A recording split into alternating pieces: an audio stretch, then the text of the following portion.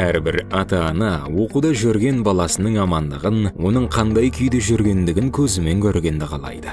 Осындай тамаша мүмкіндік беру мақсатында Сағадат Нұрмағамбетов атындағы құрлық әскерлерінің әскери институтында ашық есік күні ұйымдастырылды.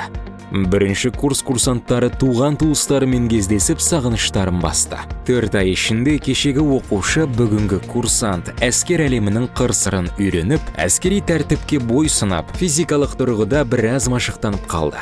Іс-шара барысында ата-аналар тек ұлдарымен кездесіп қана қоймай, әскери институттың тынысымен, тұрмыстық жағдайымен де жіті танысты. Институт аумағын толықтай аралап, киер киім, ішер ас, жататын орындарын көріп, алаңдауға еш негіз жоқ екендігіне көз жеткізді.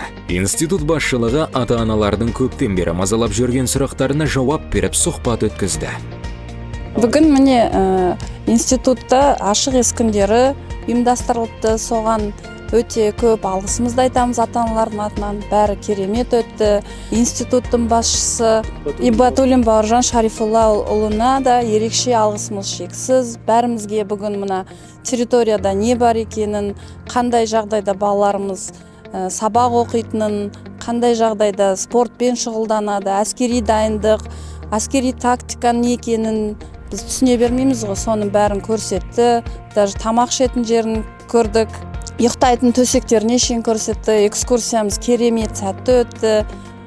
Барлық жалпы келген ата-аналардың атынан осы жерде жұмыс істейтін барлық басшыларға, командир, бәріне алғыс айтамыз.